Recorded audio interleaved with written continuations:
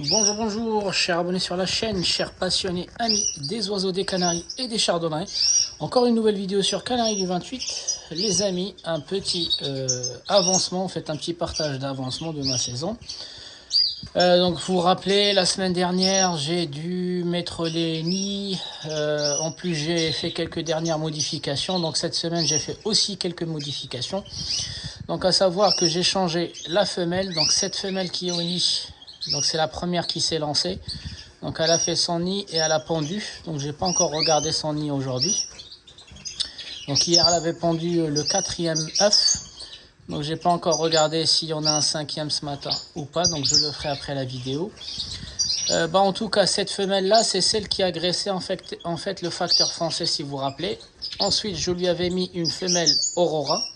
Donc la femelle Aurora elle est là. Voilà, donc j'ai dû la bouger encore cette semaine. Pourquoi? Parce que j'ai écouté l'avis des spécialistes. Donc je lui ai mis finalement une classique. Pourquoi une classique?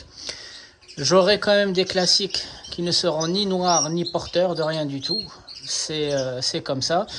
Mais en fait, pourquoi? Parce que moi je n'ai pensé que à la première génération. Ça veut dire, en fait, les jeunes du couple facteur français avec la Aurora vont me donner soit des facteurs français, soit des porteurs de Aurora. D'accord? Le problème, c'est que dans 2 ans, en fait, si j'ai des facteurs français Aurora, j'abîme le facteur français. Donc le facteur français, il accélère la mélanine et le Aurora, il la freine, il la ralentit, il la dilue. Donc du coup, si on veut raisonner à long terme, mélanger le Aurora avec le facteur français, en fait, on abîme le charme du facteur français, c'est-à-dire les oiseaux, ils ne seront pas foncés comme on cherche, en fait, l'effet qu'on cherche à faire est l'inverse. Donc, ok, moi j'avais raisonné sur le court terme, mais un des spécialistes qui est aussi un ami à moi m'a fait raisonner en fait à long terme et il a raison. Ça sert à rien que je fasse une première génération avec le mélange de 2 mutations qui s'opposent. Une mutation qui accentue en fait la mélanine et l'autre en fait qui la freine ou qui la dilue. Donc du coup la femelle que j'avais mise avec lui, je l'ai remontée ici avec le porteur de FAO et puis lui je lui ai mis une belle classique de belle taille aussi. D'accord? Donc ici, alors vous allez voir que ces 2 couples, en fait ces 3 couples parce que j'ai rajouté aussi celui-ci, donc je vais vous le présenter après. Ces trois couples, en fait, j'ai séparé les mâles des femelles pour la simple raison que les mâles, ils restent trop au nid ou bien ils vont défaire le nid. Donc les femelles, celle-ci par exemple, elle a fait son nid 2 fois. Donc celle-ci, elle s'était lancée en même temps que celle-ci.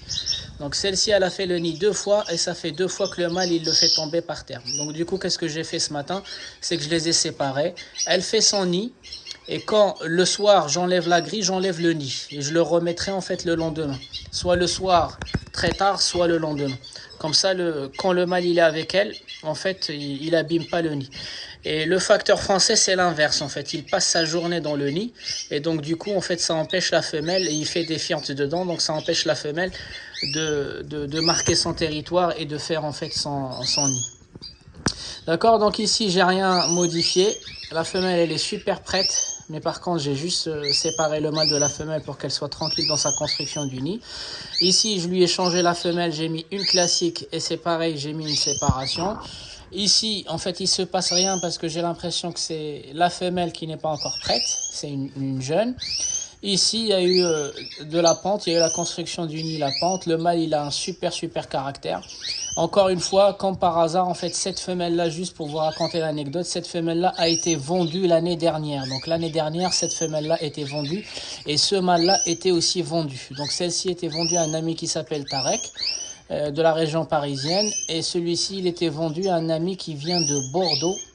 Et il vient de Bordeaux, je ne me rappelle plus son nom, il s'appelait Jamal, je pense. Ou il s'appelle aussi Tarek, je me rappelle plus de Jamel, je pense. Il m'avait même offert une casquette. Donc, si tu regardes cette vidéo, petite dédicace à toi, mon ami. Et si je mélange, c'est pas ton prénom, excuse-moi.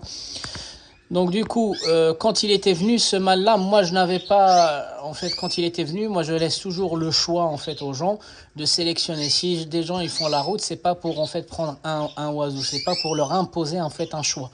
Donc j'ai toujours deux choix, deux mâles et des femelles, et je laisse en fait les gens. Et le dernier, bien sûr, il n'aura pas le choix. Donc tant que j'ai du choix, en fait, j'impose pas en fait aux gens, en fait, je les laisse choisir. Lui, il avait choisi ce mâle-là, mais moi, j'avais pas envie en fait que ce mâle-là sorte pour la simple raison qu'il était dans une batterie avec les autres. Il s'était fait agresser, il était un peu maigre. Il était pas malade, il était juste un peu maigre, et je lui dis, il sort pas de chez moi parce qu'il est maigre. Parce que moi, je préfère toujours éviter les problèmes. Quand moi, je suis pas sûr de moi, en fait, les oiseaux, ils sortent pas. Quand je vois le moindre truc sur les oiseaux, en fait, ils partent pas de chez moi. Je préfère donner ou vendre mes propres oiseaux que j'avais sélectionnés pour moi, plutôt en fait de les laisser prendre un oiseau sur lequel moi j'avais un doute, et puis quelques mois plus tard, il t'appelle pour te dire qu'il a perdu l'oiseau.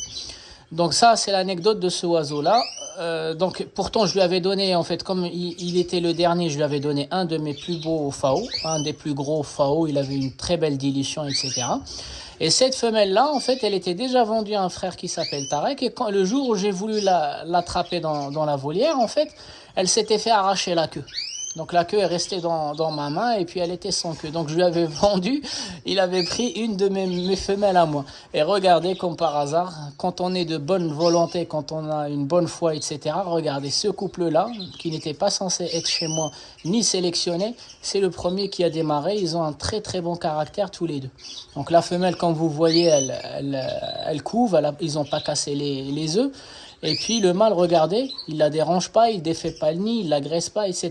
Il la nourrit alors qu'ils n'ont même pas encore de jeunes, il la nourrit. D'accord?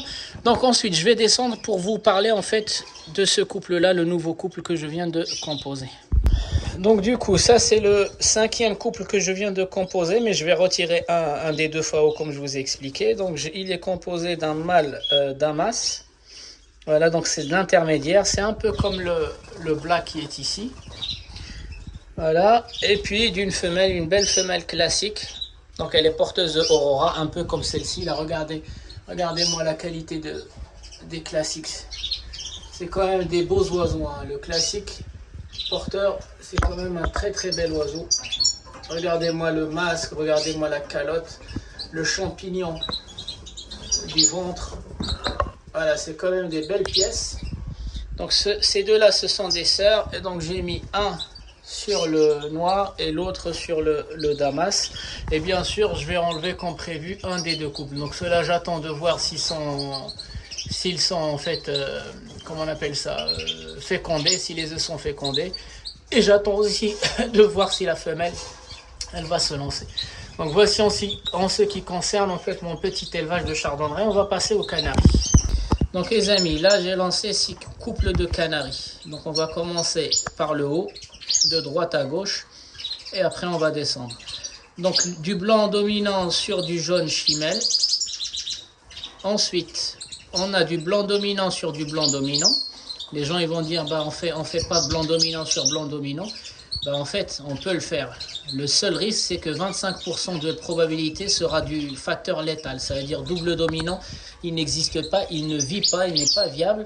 Et donc, du coup, ça devient en fait comment on appelle ça, du facteur létal. Mais ça veut dire il y a 75% en fait des jeunes qui seront quand même viables.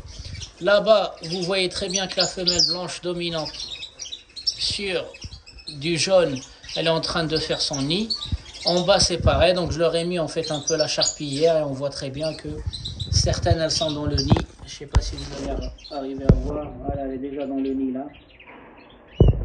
Et d'autres, ils sont en train de construire le nid. Voilà, donc pour votre information, hier, j'ai mis en fait ma formule magique à tout le monde, à tous les oiseaux, donc le vinaigre, ma potion de vinaigre. Et donc, du coup, il y a un peu de diarrhée partout, chez les chardonnerets et chez les canaris. Donc quand j'ai de la diarrhée, c'est-à-dire quand j'ai des traces qui sont comme ça, il faut passer un coup comment on appelle ça, de désinfectant. Donc une dernière remarque les amis, comme j'ai donné du vinaigre à tout le monde et donc ça fait un peu de fiente liquide à tout le monde, quand vous avez des diarrhées comme ça, à l'extérieur du nid, un désinfectant, il faudra le laver les amis, il faudra vraiment nettoyer ces zones-là. Parce que ça peut en fait comporter des microbes, des bactéries ou des parasites. Il ne faut pas laisser ça dans la salle. Donc tout à l'heure, je vais prendre une lingette et je vais nettoyer tout ça.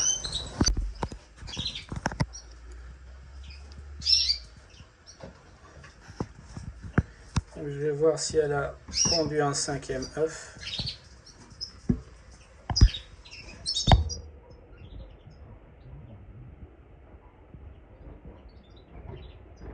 Je ne sais pas si elle est peureuse ou pas.